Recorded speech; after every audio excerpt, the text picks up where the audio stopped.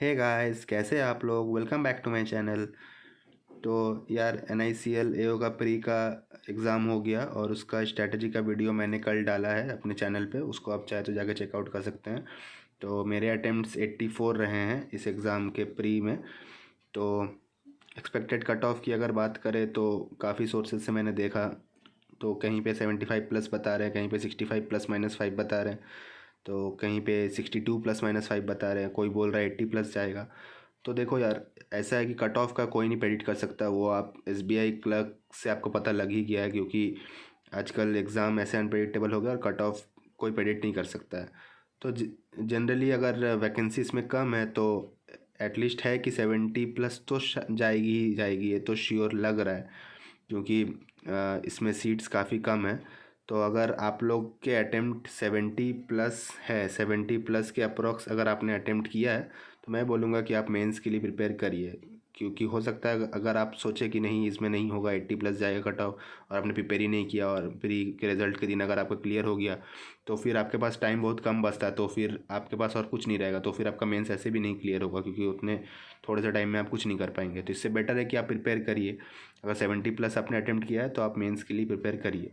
कि अभी नहीं, अभी अगर काम नहीं लगेगा तो कभी ना कभी तो काम लगेगा, कोई ना कोई एग्ज़ाम में तो काम आएगा, कभी ना कभी तो आप मेंस लिखेंगे ही, तो तब काम आ जाएगा। तो पढ़ाई कभी वेस्ट नहीं जाती है। तो आप मेंस के लिए प्रिपेयर करिए अगर आपके 70 प्लस अटेम्प्ट है।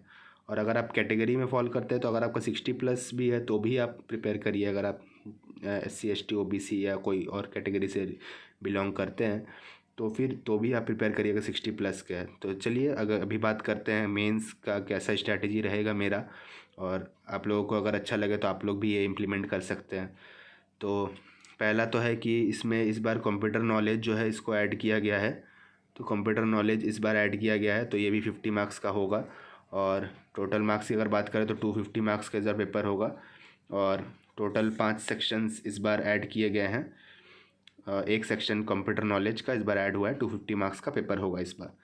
तो अगर पहले बात करें रीजनिंग की, तो रीजनिंग में एग्ज़ाम का लेवल RRB PO के आसपास ही रहेगा। RRB PO लेवल के आसपास ही रहेगा, उससे ज़्यादा हार्ड नहीं जाएगा ये पेपर अगर आप देखें।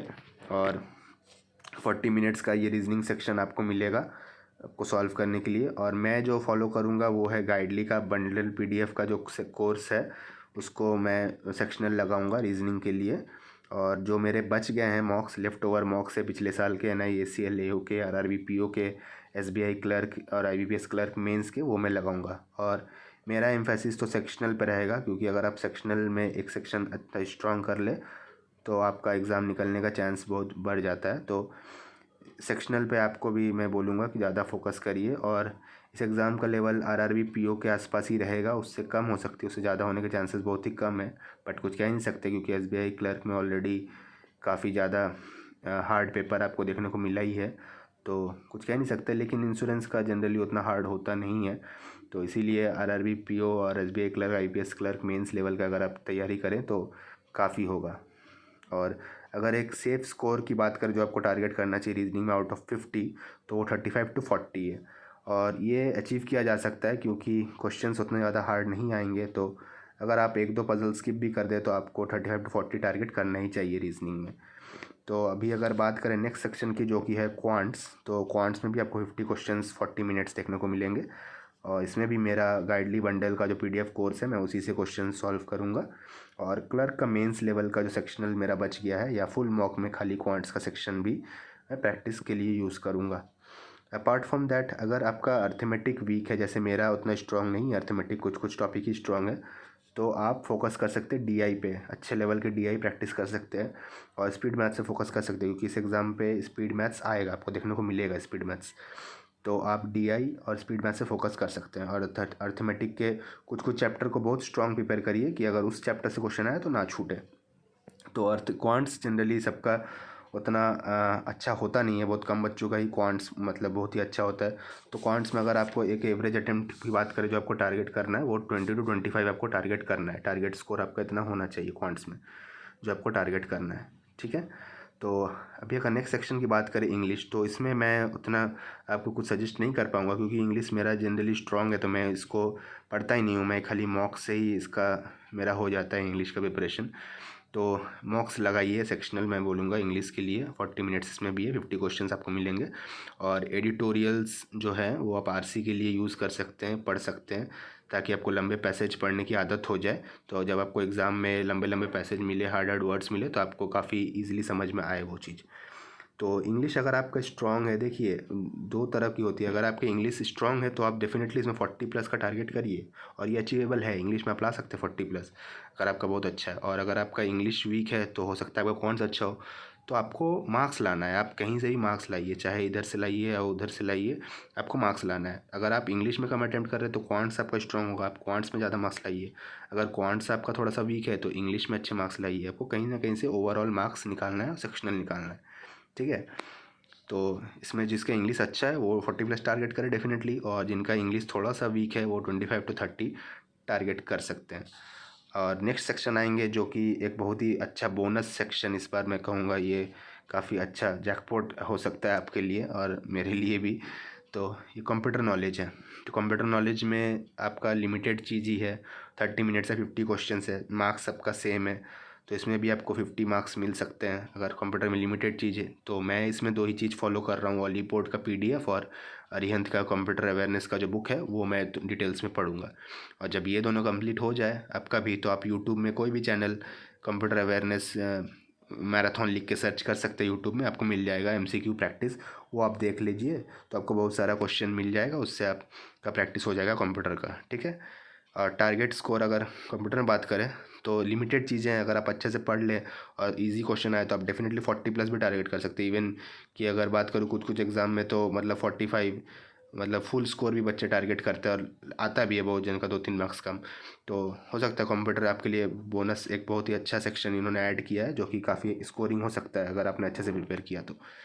अगर लास्ट सेक्शन जो कि है GA उसकी बात करें, तो ये एग्ज़ाम अगर NIACL को ही फॉलो कर रहा है तो NIACL का रिज़ल्ट तो विदिन 1 मंथ इसका प्री से मेंस हो गया था। तो ये अगर 4 मार्च को हो गया है तो इसका बहुत हाई चांसेस है कि मेंस इसका अप्रैल में आपको देखने को मिले, फर्स्ट या सेकंड वीक में NICL AO का मेंस। तो इसीलिए टाइम ज़्यादा नहीं है। तो और अगर अप्रैल में हो रहा है तो दिसंबर से मार्च 4 मंथ्स अगर आप अच्छे से करें तो मोर देन इनफ है, क्योंकि अभी एग्ज़ाम्स में 2-3 मंथ्स को ही ज़्यादा वेटेज दिया जा रहा है। 4 मंथ्स एक सेफ़ चॉइस है। दिसंबर से मैं मार्च तक मैं करूँगा, आपको भी एडवाइस करूँगा कि आप करें। और 2 सोर्स एटलीस्ट फॉलो करिए, क्योंकि आजकल जो है GA काफ़ी डीप में पूछा जा रहा है। तो और हर एक न्यूज़ को डीपली पढ़े, ऊपर ऊपर से ज़्यादा पढ़ेंगे तो फिर एग्ज़ाम में आंसर नहीं कर पाएंगे, इसलिए डीपली पढ़ना पड़ेगा जो भी पढ़िए, और 2 सोर्स से पढ़िए एटलीस्ट। तो मेरे सोर्सेज जो है, मैं अफेयर्स क्लाउड का डेली PDF जो उनका आता है, जो उनका कैरियर्स क्लाउड ऐप है उसमें आता है, मैं वो फॉलो करता हूँ। और apart from that practice mock का जो बजूका मंथली आता है और वीकली PDF जो आता है, मैं उसको ही फॉलो करता हूँ। ये 2 मेरे सोर्सेज हैं। अपार्ट फ्रॉम दिस आप सेक्शनल मॉक्स लगा सकते हैं इसके, GA के, किसी के भी, अड्डा के, PM के, किसी के भी लगा सकते हैं सेक्शनल मॉक। उससे आपको रिटेन होगा, जो आप पढ़ेंगे वो आप आंसर करेंगे क्वेश्चन याद करके, तो आपको रिटेन अच्छा होगा और आप एग्ज़ाम्स में भी आपको याद आना है। GA में ये नहीं होता है कि आपको सब पढ़ के जाना है, आपको इतना बार पढ़ना है कि एग्ज़ाम में कुछ नया ना लगे। एग्ज़ाम में आपको क्वेश्चन दिखे तो आप फट से उसको टिक कर दे राइट आंसर, ये होता है GA का। तो ये हो गया 5 सेक्शंस का मैंने एनालिसिस बता दिया, और कैसे आप स्ट्रेटजाइज़ कर सकते हो, कैसे मैं स्ट्रेटजाइज़ कर रहा हूँ। और अगर आपको अच्छा लगे तो आप अपने शेड्यूल में भी इम्प्लीमेंट कर सकते हैं। तो अभी अगर टारगेट स्कोर की बात करें GA में, तो GA का तो काफ़ी अनप्रेडिक्टेबल है। तो अगर ईजियर साइड पे आया तो 20 to 25 आप टारगेट कर सकते हैं, और अगर थोड़ा सा डिफ़िकल्ट साइड में आया तो 15 to 18 एक अच्छा टारगेट स्कोर होगा। और अभी बात करते हैं डिस्क्रिप्टिव सेक्शन की, तो इसके लिए मैं कहूँगा कि आप इसको नेगलेक्ट ना करें, क्योंकि डिस्क्रिप्टिव सेक्शन के चलते बहुत जनों का IBPS PO इस बार क्वालिफाई नहीं हुआ है। डिस्क्रिप्टिव सेक्शन को लाइटली लेते थे, सोचते थे कुछ भी लिख दूंगा तो हो ही जाएगा, 10 मार्क्स तो दे ही देंगे, नहीं देते हैं। इस बार IBPS PO का ये बहुत अच्छा एग्जाम्पल है। बहुत बहुत सारे स्टूडेंट्स का 63 जो UR का कट ऑफ है IBPS PO का, उससे काफ़ी मार्क्स ज़्यादा, 15-20 मार्क्स भी ज़्यादा है। 80-82 भी बहुत जनों के मार्क्स आए, लेकिन डिस्क्रिप्टिव नहीं निकला है, सेक्शनल नहीं निकला है। तो इसको हल्के में ना ले, क्योंकि ये भी क्वालिफाइंग है। अभी आपका मेन एग्ज़ाम अच्छा चल गया लेकिन आप यहीं नहीं हुआ तो सब बेकार हो जाएगा फिर। तो इसीलिए डिस्क्रिप्टिव के लिए मैं बोलूँगा कि एडुटैप का एक चैनल है, उसमें आप नाबार्ड का इंग्लिश प्रिपरेशन लिख के सर्च कर सकते हैं। वहाँ पे एक टीचर बहुत अच्छे से पढ़ाते हैं, रूल्स बता देते हैं। इंग्लिश में मेन वही है डिस्क्रिप्टिव में कि रूल्स, अगर आप रूल्स अच्छे से फॉलो करें, सही ग्रामर, सही स्पेलिंग, पंक्चुएशन सब सही लिखें तो अच्छा मार्क्स मिल जाएगा। और इसमें एसे, प्रेसी और कंप्रेंसन आएगा 10-10 मार्क्स का, और इसको बिल्कुल नेग्लेक्ट ना करें, इसको भी साइड में लेके चले। हो सके तो वीकली एक एक डिस्क्रिप्टिव का भी मॉक लगाए, एक ऐसे, एक प्रेसी, एक कंप्रेंशन प्रैक्टिस करें। ठीक है, तो अभी अगर ओवरऑल एक स्कोर की बात करें तो इस बार देखिए कट ऑफ एक तो 2016 के बाद हो रहा है 24, तो लगभग 8 साल के बाद ये एग्ज़ाम हो रहा है, और मार्क्स भी बढ़े हैं। 250 मार्क्स में इस बार कंडक्ट होगा, तो ओवरऑल कट ऑफ भी बढ़ेगी, वैकेंसी भी कम है, कंपटीशन भी ज़्यादा है, तो 150 प्लस एक सेफ स्कोर होगा जिसमें आप अपने आप को टारगेट कर सकते हैं मॉक्स में कि 150 प्लस लाना है। इससे अगर थोड़ा कम आए तो चलेगा 130 140 तक, लेकिन 150 आपको टारगेट करना है। अगर इतना आप ला देते हैं तो आपका एक श्योर शॉट चांस हो जाएगा सिलेक्ट होने का, क्योंकि 80% जो है वो आपका मेंस का ही है और 20% खाली इंटरव्यू का है। वीपीएस पीओ जैसा ही पैटर्न है इसका, तो इसीलिए आपको ओवरऑल स्कोर वो अच्छा टारगेट करना है 150 प्लस। ठीक है, तो फिर आपका इंटरव्यू थोड़ा एवरेज भी जाए तो भी आपका कन्वर्ट हो जाएगा।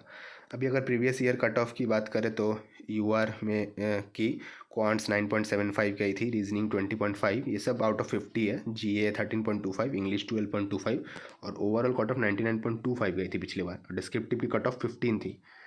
देखिए 15 मार्क्स भी नहीं ला पाते हैं बच्चे, इसीलिए डिस्क्रिप्टिव काफ़ी इंपॉर्टेंट हो जाता है, उसको नेगलेक्ट मत करिए, मैं बार बार बोल रहा हूँ। तो डिस्क्रिप्टिव भी साथ में लेके चलिए। तो ये था ओवरऑल कट ऑफ 99.25 पिछले साल का, और इस बार मैं अभी से बोल रहा हूँ कि आप टारगेट करिए 150 प्लस। अभी अगर एग्ज़ाम हॉल में हार्ड क्वेश्चन आ जाए तो फिर ऑब्वियसली कट ऑफ डाउन होगा, वो आपके लिए हार्ड नहीं होगा, सबके लिए हार्ड होगा, यही मैं बोलूँगा। तो इसीलिए आप मॉक्स में अभी टारगेट करिए 150 के आसपास लाने का, तो फिर आपका प्रैक्टिस अच्छा हो जाएगा। तो ये था मेरा वीडियो NICL AO के मेंस स्ट्रैटेजी को लेके कि आप कैसे इसको प्लान कर सकते हैं। विद इन 1 मंथ इसका मेंस एग्ज़ाम होने का पूरा चांसेस है। तो कैसा लगा गाइस आपको वीडियो, ये आप नीचे कमेंट में बता सकते हैं। और अगर आप नए हैं इस चैनल में तो लाइक कर दे, वीडियो को शेयर कर दे, सब्सक्राइब कर दे अपने फ्रेंड्स के साथ जो भी बैंकिंग सेक्टर के एग्ज़ाम्स प्रिपेयर कर रहे हैं। और ठीक है गाइस, मिलते हैं नेक्स्ट चैनल में, तब तक के लिए बाय बाय, टेक केयर।